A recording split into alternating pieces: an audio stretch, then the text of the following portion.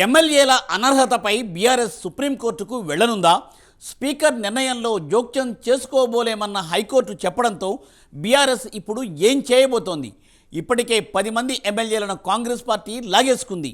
వలసలను నివారించడానికి సుప్రీంకోర్టుకు వెళ్లే ప్లాన్ చేస్తున్నారా? చట్టసభల వ్యవహారాల్లో ఇంతవరకు కోర్టులు జోక్యం చేసుకున్న దాఖలాలైతే లేవు. ఈ తరుణంలో ఇప్పుడు సుప్రీంకోర్టుకు వెళ్ళిన ఫలితం ఉంటుందా? సుప్రీంకోర్టు ఎలాంటి తీర్పు ఇస్తుంది? అసలు ఈ అనర్హత కేసు పీఠముడి ఎప్పటికీ విడెను? Let us watch the story.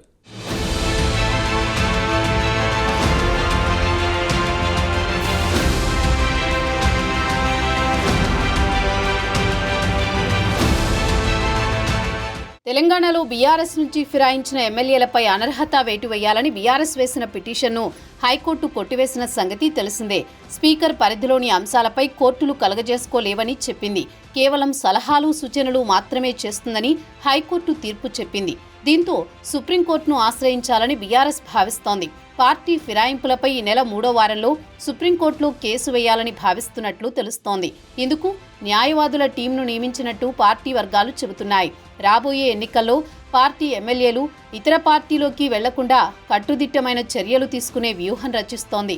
Party ఫిరాయింపులపై ప్రభుత్వం అనుసరిస్తున్న తీరును ఎండగట్టేందుకు సిద్ధమైంది. గత ఏడాది సెప్టెంబర్లో హైకోర్టు సింగిల్ బెంచ్ పార్టీ ఫిరాయించిన ఎమ్మెల్యేల అనర్హతపై 4 వారాల్లో నిర్ణయం తీసుకోవాలని స్పీకర్ కార్యాలయానికి సూచించింది.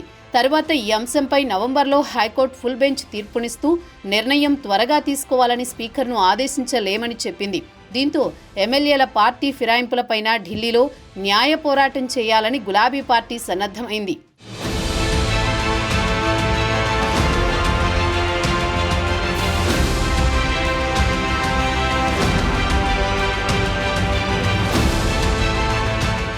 గతంలో ఏకసభ్య ధర్మాసనం ఇచ్చిన తీర్పును ప్రధాన న్యాయమూర్తి నేతృత్వంలోని డివిజన్ బెంచ్ కొట్టివేసింది. అయితే స్పీకర్ తగిన సమయంలో నిర్ణయం తీసుకోవాలని ధర్మాసనం సూచించింది.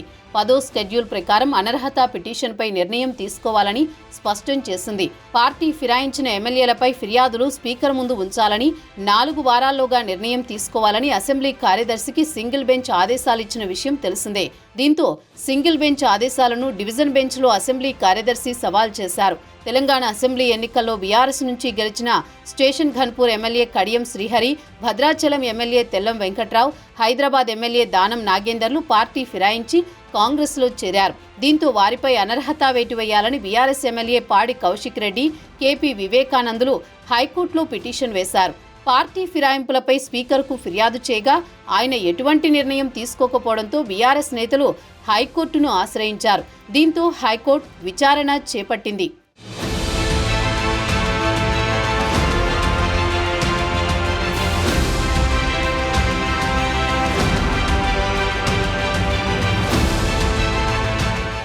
సింగిల్ బెంచ్ తీర్పును రద్దు చేయాలని కోరుతూ అసెంబ్లీ కార్యదర్శి డివిజన్ బెంచ్కు వెళ్లారు. దాఖలైన 2 పిటిషన్లపై హైకోర్టు డివిజన్ బెంచ్ నవంబర్ 12న వాదనలు ముగించింది. ప్రధాన న్యాయమూర్తి justice Alok Aradhe, justice J శ్రీనివాసరావుతో కూడిన ద్విసభ్య ధర్మాసనం తీర్పు వెల్లడించింది. అంతేకాదు స్పీకర్కు ఎటువంటి టైం బాండ్ లేదని స్పష్టం చేసింది. ఆ తీర్పుతో స్పీకర్ విచక్షణాధికారాల్లో తాము జోక్యం చేసుకోబోమని కోర్టు పరోక్షంగా వెల్లడించింది. ఇక తుది నిర్ణయం స్పీకర్కే వదిలిపెట్టడంతో పార్టీ మారిన ఆ బీఆర్ఎస్ ఎమ్మెల్యేలకు భారీ ఊరట కలిగినట్టయింది. ఇప్పుడు దీనిపై సుప్రీంకోర్టుకు వెళ్లాలని బీఆర్ఎస్ భావిస్తోంది.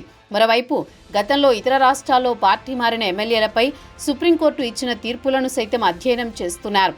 గత ఏడాది జరిగిన అసెంబ్లీ ఎన్నికల్లో బీఆర్ఎస్ పార్టీ 39 స్థానాల్లో విజయం సాధించింది.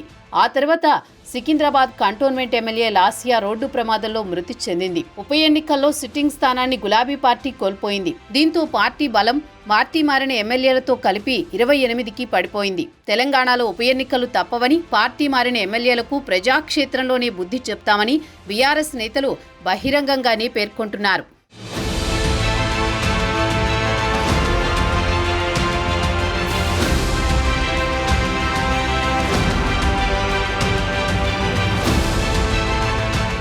గతంలో ఆ పార్టీ తీసుకోని విధంగా ఇక ఫిరాయింపు ఎమ్మెల్యేలపై అనర్హత వేటు అంశాన్ని గులాబీ అధిష్టానం సీరియస్గా పరిగణించడం రాజకీయ వర్గాల్లో చర్చకు దారితీస్తుంది. గతంలో కాంగ్రెస్ ఎమ్మెల్యేలను బీఆర్ఎస్ లాగేసుకోవడం తెలిసిందే. టీడీపీ ఎల్పీని ఏకంగా బీఆర్ఎస్లో కలిపేసుకుంది. ఇప్పుడు అదే బీఆర్ఎస్ తమ ఎమ్మెల్యేలను కాంగ్రెస్ లాగేసుకుందని గగ్గోలు పెడుతోంది. నువ్వు నేర్పిన విద్యయే నీరజాక్ష అన్నట్లు బీఆర్ఎస్ గతంలో చేసిందే ఇప్పుడు కాంగ్రెస్ చేస్తోంది. ఈ క్రమంలో బీఆర్ఎస్ సుప్రీంకోర్టుకు వెళితే ఎలాంటి తీర్పు వస్తుందోనని రాజకీయ వర్గాల్లో ఆసక్తి నెలకొంది.